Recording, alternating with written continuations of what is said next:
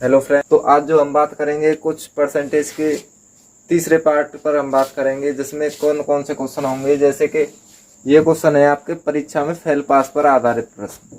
तो इन क्वेश्चनों को करने के लिए बहुत ही आसान आसान तरीके से इन क्वेश्चनों को सोल्व करवा दिया जाएगा आपके लिए। तो समझिएगा क्वेश्चनों को करना कैसे है आपको। पहले क्वेश्चन समझिए क्या बोल रहा है क्वेश्चन। एक विद्यार्थी किसी परीक्षा में 31% अंक प्राप्त करके 28 अंकों से फेल हो जाता है। यदि न्यूनतम उत्तीर्णांक का मतलब है उसको पास होने के लिए कम से कम इतने चाहिए ही चाहिए। 35% है तो पूर्णांक ज्ञात करो। एक चीज बताऊं, कोई भी परीक्षा है उसका जो पूर्णांक होगा वो 100% होगा। यहाँ पे जो पूर्णांक मानेंगे वो कितना मानेंगे, 100%। तो यहाँ है एक विद्यार्थी किसी परीक्षा में 31% अंक प्राप्त करता है। कितने अंक लाता है वो, 31%। लेकिन 28 अंकों से क्या हो रहा है, वो फेल। लेकिन फेल का मतलब है उसको अभी 28 अंक और चाहिए। तो हम क्या करेंगे, 28 अंक और इसको दे दिए। ये क्या बन गया, न्यूनतम उत्तीर्णांक तक पहुंच गया। इसने न्यूनतम उत्तीर्णांक जो बताया वो कितना बताया है, 35%। मतलब इसका ये है कि 31% तो वो लाया है, उसे 28 और होते तो उसका न्यूनतम उत्तीर्णांक तक पूर्णांक पहुंच जाता। उसने क्या पूछा है, तो पूर्णांक 100% की वैल्यू। यहाँ से हम निकालेंगे परसेंट को, परसेंट लिख 31 को हम इधर ले जाएंगे तो यहाँ पे रह जाएगा 4%, इधर रह गया 28 अंक। 4% की वैल्यू जो है वो 28 अंक है। तो पूर्णांक यानी 100% की वैल्यू इसने पूछी हुई है। परसेंट से परसेंट खत्म, 4 से 100 आपकी 25 बार, और 25 की जब आप मल्टीप्लाई 8 में करोगे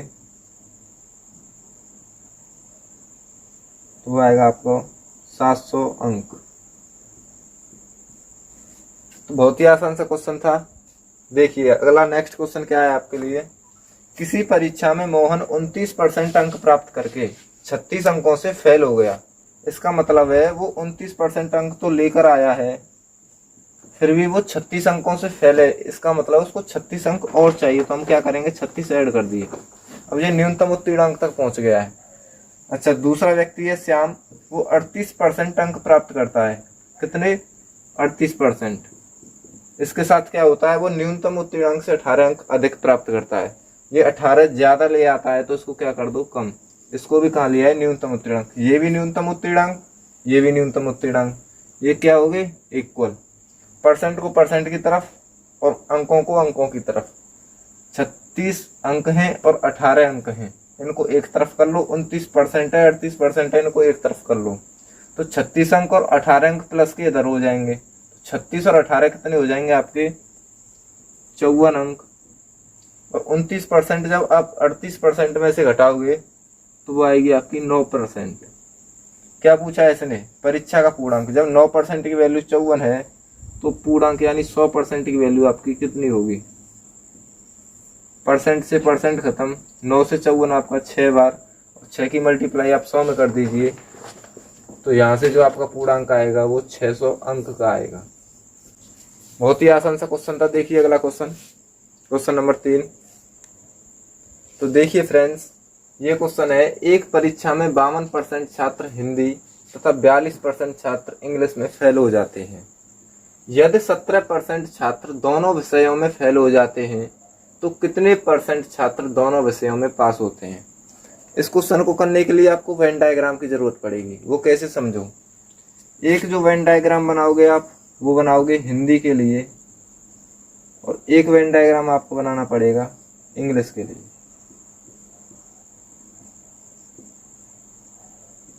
देखिए इसने बोला है एक परीक्षा में 52% छात्र हिंदी तथा 42% छात्र इंग्लिश में फेल होते हैं। फेल को मतलब हम लिखेंगे 52% हिंदी में फेल हो गए, फेल का मतलब हम क्रॉस कर देते हैं। और इंग्लिश में कितने हुए, 42% यहाँ पर भी फेल हो गए। यदि 17% छात्र दोनों विषयों में फेल हो जाते हैं, दोनों का जो कॉमन पार्ट है वो ये है, तो इसमें कितना आएगा, 17%। तो कितने परसेंट छात्र दोनों विषयों में पास हो जाते हैं। तो सुनिए, हिंदी और इंग्लिश के जोड़कर आपको जो कॉमन पार्ट है वो आपको घटाना पड़ेगा फेल वालों की संख्या निकालने के लिए। इसने पूछा है कितने छात्र दोनों विषयों में पास होते हैं। पहले हम निकालेंगे, ये यहाँ पे फेल का है, ये भी फेल का, और ये भी क्या दिया हुआ है, 17% फेल का। तो यहाँ से जो आंसर आएगा वो फेल का ही आएगा। देखिए कैसे, दोनों विषयों में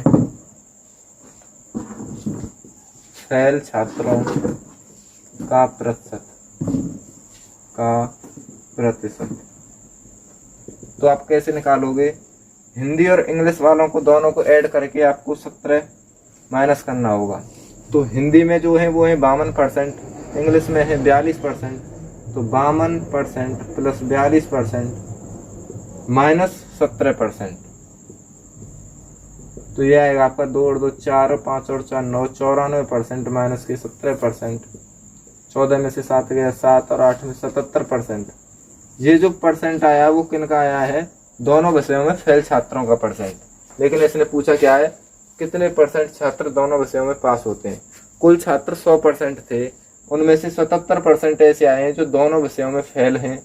तो दोनों विषयों में पास का जो परसेंट आएगा, दोनों विषयों में पास जो छात्र हुए उनका जो आप परसेंट निकालोगे वो कैसे निकालोगे, 100 में से 77 क्या हो गए फेल, तो पास कितने रह गए 23%। यही क्या है इस क्वेश्चन का आंसर है। तो देखो हमारा अगला क्वेश्चन है क्वेश्चन नंबर 4, देखिएगा। तो देखिए क्वेश्चन नंबर 4 रहेगा, छात्रों के समूह में 70% छात्र अंग्रेजी और 65% छात्र हिंदी बोल सकते हैं। यदि 27% छात्र दोनों में से कोई भाषा नहीं बोल सकते तो कितने परसेंट छात्र दोनों भाषाएं बोल सकते हैं। तो हम इसके लिए डायग्राम बनाएंगे। देखिए डायग्राम बनाने के लिए आपको क्या करना होगा, 70% छात्र अंग्रेजी, इसका मतलब हुआ एक डायग्राम हमने अंग्रेजी का बनाया और दूसरा डायग्राम जो है वो हमने हिंदी का बनाया। 70% छात्र अंग्रेजी, 70% छात्र क्या कर रहे हैं, अंग्रेजी बोल सकते हैं, तो हम उसको राइट टिक करेंगे। और 65% छात्र हिंदी बोल सकते हैं, तो इसको भी हम क्या करेंगे, राइट टिक करेंगे। यदि 27% छात्र दोनों में से कोई भाषा नहीं बोल सकते, दोनों का कॉमन पार्ट ये है और इसमें कितना आएगा 27%, और इसने बोला है नहीं बोल सकते, तो इसको हम क्रॉस कर देंगे। इसका मतलब हुआ यहाँ पे राइट का चिन्ह है, यहाँ पे राइट का चिन्ह है और यहाँ पे क्रॉस का। सवाल हमारा तभी सॉल्व हो सकता है जब तीनों जगह पर एक समान चिन्ह रहेंगे। तो देखिए यहाँ पे हम क्या करेंगे, इसको सही रहने दो, इसको भी राइट रहने दो। 27 को हम क्रॉस दिया है, 100 में से जब आप 27 टोटल परसेंट 100% होती है, उसमें से 27% बोला है कि ये नहीं बोल सकते, तो जो बोलने वाले हैं वो कितने रह जाएंगे 73%। तो बन गया पहले जैसा क्वेश्चन। इसको समझो ये इसमें है ही नहीं, इस पर राइट क्लिक कर दीजिए। 70% अंग्रेजी बोल सकते हैं, 65% हिंदी बोल सकते हैं और 73% दोनों भाषाएं बोल सकते हैं।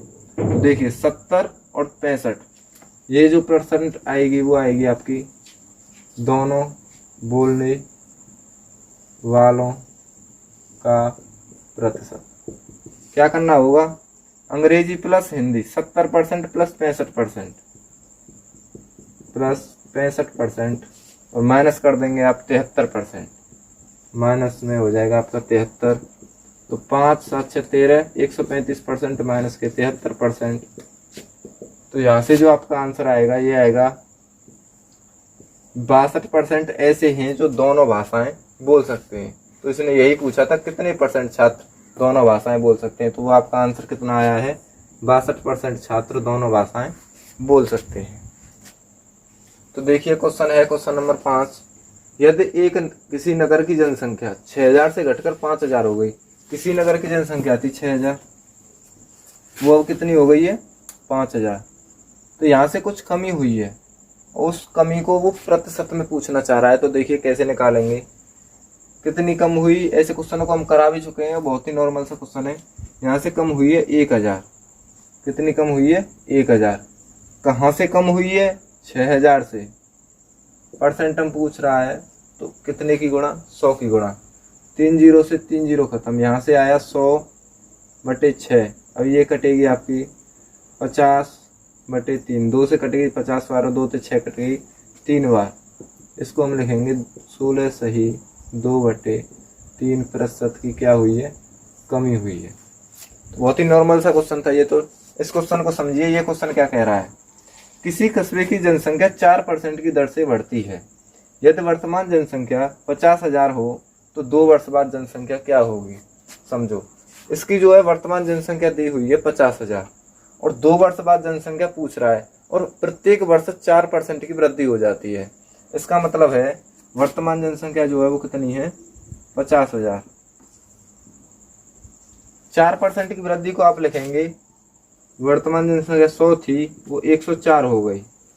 जब आप 50,000 को 2 साल बढ़ाओगे, कितनी वर्ष, 2 वर्ष, तो 100 से कितनी हो रही है, 104। ये हुई है अभी पहली वर्ष। दूसरी वर्ष में कितनी हो जाएगी, 100 से कितनी हो जाएगी, 104। जब यहाँ से आप 2 जीरो से 2 जीरो, ये 2 जीरो से 2 जीरो, तो 5 की गुणा जब 104 में करोगे तो आपका आएगा 520 गुणा 104, 104 जीरो, 104 दूनी 208 हासिल के 20, 104 पंजे 520 और 20 540, 54,080 जो है इसकी 2 वर्ष बाद क्या हो जाएगी, जनसंख्या। यही क्या है इसका आंसर होगा। ये क्वेश्चन है उस क्वेश्चन की तरह ही है, लेकिन इसमें थोड़ा सा अंतर है, वो समझिए क्या है। एक गांव की जनसंख्या में 5% की दर से वृद्धि होती है। यदि इसकी वर्तमान जनसंख्या 4410 हो तो 2 वर्ष पहले जनसंख्या क्या थी। इस क्वेश्चन में और उस क्वेश्चन में अंतर क्या था, इसमें 2 वर्ष पहले की जनसंख्या पूछी है और उसमें 2 वर्ष बाद की जनसंख्या पूछी थी। तो इस क्वेश्चन को कैसे करेंगे, वो क्वेश्चन तो आपने समझ लिया। इस क्वेश्चन को देखिए चुटकियों में कैसे करोगे। वर्तमान जनसंख्या दी है 4410 और 2 वर्ष पहले की पूछी है। 2 वर्ष पहले की जनसंख्या को आपको मानना पड़ेगा यहाँ पर ए, और उसमें जो है वृद्धि होती आ रही है 5% की दर से। तो इसका मतलब है 100 से पहले 105 हुई होगी और 2 वर्ष हुई है तो 100 से 105 हुई होगी, जब जाकर आपकी जो है जनसंख्या 4410 हुई है। तो इसका मतलब हुआ कि पहले जनसंख्या ए थी, उसमें 5% की वृद्धि हुई पहली साल, फिर दूसरी साल 5% की वृद्धि हुई और अब ये 4410 हो गई है। तो इसको आप कैसे काटोगे, 5 से ये 21 बार, 5 से ये 20 बार, 5 से ये 21 बार, 5 से ये 20 बार, ए इंटू 21 इंटू 21 करोगे तो ये आएगा 441 अपॉन में 2 दूनी 400, 4410 क्या करोगे, 441 थे 4410 कितनी बार, 10 बार। तो ए की जो वैल्यू आएगी वो आएगी 10 मल्टीप्लाई 400। 400 कहाँ पहुँच जाएगी, 10 के पास मल्टीप्लाई में। तो ए की वैल्यू जो आएगी वो आएगी आपकी 4000। तो पहले जो जनसंख्या थी 2 वर्ष पहले वो कितनी थी, 4000। इसमें वृद्धि होती आ रही है, अब जाकर ये 4410 हुई है। चलते हैं अगले क्वेश्चन के लिए। तो देखिए फ्रेंड्स, कुछ हमारी नेक्स्ट टाइप बची हुई है, इनको हम भी चर्चा करते हैं इस क्वेश्चन के तहत। चीनी के मूल्य में 10% की कमी होने से एक व्यक्ति 270 रुपए में 1 किलो चीनी अधिक खरीद सकता है। तो प्रति किलो चीनी का आरंभिक मूल्य क्या था। इस क्वेश्चन में क्या हुआ है समझिए, चीनी के मूल्य में 10% की कमी हुई है। इसका मतलब चीनी का मूल्य पहले जो था वो 100% था और अब जो है उसका मूल्य 10% कम होकर 90% रह गया है। यहाँ हम इसको कैसे लिखेंगे, वर्तमान मूल्य और प्रारंभिक मूल्य। प्रारंभिक मूल्य जो था वो 100% था, यहाँ पर हम लिख लेते हैं मूल्य, और अब जो है वर्तमान मूल्य इसका 10% की कमी होने से कितना रह गया है, 90%। अनुपात में है, हम इसको परसेंट से परसेंट काट सकते हैं, 0 से 0, यानी 9:10 के अनुपात में इसका जो है मूल्य था। एक चीज बता दें, जितना आपका मूल्य कम होगा उतनी आप किसी वस्तु की मात्रा अधिक खरीद सकते हैं। तो यहाँ से देखिए इसकी जो मात्रा आएगी उसमें विलोमानुपात होता है। कैसे, 10 यहाँ आ जाएगी और 9 यहाँ पहुँच जाएगी। ये कैसे आती हैं विलोमानुपात, जब इसको आप 1/9 और 1/10 का अनुपात निकालोगे तो वो आएगा 10 और 9। यहाँ से इसकी जो मात्रा में वृद्धि हुई है वो कितनी हुई है, 1 की। और इसने बोला है एक व्यक्ति 270 रुपए में 1 किलो चीनी अधिक खरीद सकता है। इसने भी क्या बोला है, 1, और उसको ये क्या बता रहा है, 1 किलो, यानी 1 को बता रहा है ये 1 किलो। तो 10 को क्या बताएगा ये 10 किलो, और 9 को क्या बताएगा ये 9 किलो। तो प्रति किलो चीनी का आरंभिक मूल्य, चीनी का आरंभिक यानी प्रारंभिक बात एक ही है, और 9 किलो चीनी है और 270 रुपए में खरीदी जा रही है।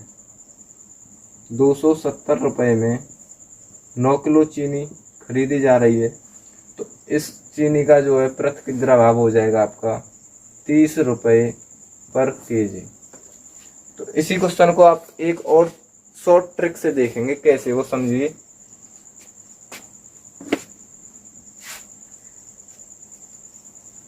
आपको इसको बहुत ही आसान तरीके से बताते हैं। देखो क्या करना होगा आपको, कोई व्यक्ति था 270 रुपए में जो है सामान खरीद रहा था, कितने में 270 रुपए में।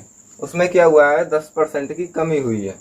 10% की कमी यानी हम यहाँ से निकालेंगे 10%, इसका मतलब 10/100, 2 जीरो से 2 जीरो खत्म, और ये आएगा आपका 27 रुपये। ये क्या करता है 27 रुपये कम हो गए किसी वस्तु के, उस 27 रुपये के बदले में 1 किलो चीनी अधिक ले आता है। वो ये कहता है कि आप मुझे 27 रुपये मत लौटाइए, आप 27 रुपये की 1 किलो चीनी अधिक दे दीजिए। तो यहाँ से जो है इसका वर्तमान मूल्य जो आ जाएगा, वर्तमान मूल्य जो आएगा वो आएगा 27 रुपये प्रति किग्रा। अगर पूछ ले आरंभिक मूल्य, जैसे इस क्वेश्चन में पूछा है, तो आपको क्या करना पड़ेगा, ये जो 27 रुपये प्रति किलो मूल्य है ये 10% कम है, यानी ये जो है वो 90% की वैल्यू है 27 रुपये प्रति किलो। और प्रारंभिक मूल्य निकालना था तो वो कितना था आपका 100%। इसकी वैल्यू निकालो आप, परसेंट से परसेंट खत्म, 0 से 0 खत्म, 9 से जो 27 वो आपकी 3 बार कटेगी, और 3 की आप मल्टीप्लाई 10 में करोगे तो यहाँ से आएगा 30 रुपये प्रति किलो। अगर आरंभिक पूछे तो 30 रुपये प्रति किलो, और वर्तमान मूल्य पूछे तो 27 रुपये प्रति किलो। यही इन क्वेश्चन के आंसर हैं। देखिए अगले क्वेश्चन की तरफ चलते हैं। देखिए ये क्वेश्चन बिल्कुल पहले क्वेश्चन की तरह 9वां क्वेश्चन है। एक वस्तु की कीमत में 21% की क्या हुई है कमी से एक आदमी 100 रुपये में 3 किलो चीनी अधिक खरीद सकता है। वस्तु का प्रति किलो घटा हुआ मूल्य, जो अब घट के मूल्य हुआ है वो मूल्य पूछा है इसमें। देखो एक वस्तु की कीमत में 21% की कमी हुई है, कितने रुपए पर 100 रुपये पर। 100 रुपये पर 21% की कमी का मतलब हुआ कि उसके जो है 21 रुपये क्या हो गए, कम हो गए। किसी वस्तु का मूल्य जो था वो था, लेकिन अब 21 रुपये की कमी हुई है। तो इसमें क्या हुआ है, उसने 21 रुपये के बदले में 3 किलो चीनी अधिक खरीद ली है। 3 किलो चीनी अब अधिक खरीद लेता है, तो इसका मतलब है उसका जो अब फिलहाल में जो मूल्य है 7 रुपये पर किलो है। तो वस्तु का प्रति किग्रा घटा हुआ मूल्य जो पूछा था वो कितना है 7 रुपये पर केजी। यही क्या है इस क्वेश्चन का आंसर। बहुत तो देखिए फ्रेंड्स, ये कुछ अलग टाइप का क्वेश्चन है, वो समझिए कैसे। और ये हमारा इस वीडियो का लास्ट क्वेश्चन और इस चैप्टर का भी लास्ट क्वेश्चन रहेगा। देखिए क्वेश्चन क्या बोल रहा है, एक छात्र को किसी संख्या को 5/3 से गुणा करने के लिए कहा गया, लेकिन उसने 3/5 से गुणा कर दिया। कितने % की त्रुटि हुई, ये इस क्वेश्चन में पूछा है। तो ऐसे क्वेश्चनों को करने के लिए पहले हमको कोई संख्या माननी पड़ेगी, और वो संख्या में ऐसी माननी पड़ेगी जिससे हमको क्वेश्चन करने में बहुत आसानी हो। तो संख्या मानेंगे हम इन दोनों संख्याओं का जो हर है उनका एलसीएम, यानी 3 और 5 का क्या निकाल लें हम, 3, 5 का एलसीएम वो आता है आपका 15, और हम 15 को क्या मान लेते हैं संख्या मान लेते हैं। संख्या मानेंगे तो देखो एक छात्र को किसी संख्या को 5/3 से गुणा करने के लिए कहा गया, इसका मतलब है संख्या 15 है, 15 में इसने 5/3 से गुणा करने के लिए कहा था, यानी इसका उत्तर जो निकालना था इसको वो निकालना था 25। लेकिन इसने इसमें किया क्या है, इसने 3/5 से गुणा कर दिया है। 15 में 3/5 से गुणा किया है, इसका मतलब इसका जो है आंसर इसने 9 निकाल दिया है। इसमें कुछ प्रतिशत कमी या त्रुटि की है, वो कितने की है 25 थी, उसका आंसर 9 निकाल दिया। तो इसने जो त्रुटि की है वो कितने की है 16 की। किस पर की है 25 पर। और परसेंट हम पूछिए तो प्रतिशत के लिए आपको 100 की गुणा करनी पड़ेगी। 25 से 100 कितनी बार 4 बार, और 16 चौके 64, ये क्या है, परसेंट में त्रुटि आई है। तो फ्रेंड्स, हमारी ये वीडियो आपको कैसी लगी? अगर ऐसे क्वेश्चनों में आपको कोई डाउट हो तो कमेंट बॉक्स में आप अपने डाउटों को लिख सकते हैं। आपको अगले वीडियो में उन डाउटों का सॉल्यूशन भी दिया जाएगा। अगर हमारी ये वीडियो अच्छी लगी हो तो इस वीडियो को लाइक करें तथा कमेंट में कोई डाउट रहा हो तो कमेंट में लिख दें और चैनल को सब्सक्राइब जरूर कर लें, ताकि हमारे द्वारा जो वीडियो अपलोड किए जाएंगे वो आपको तुरंत के तुरंत मिलते रहेंगे। धन्यवाद।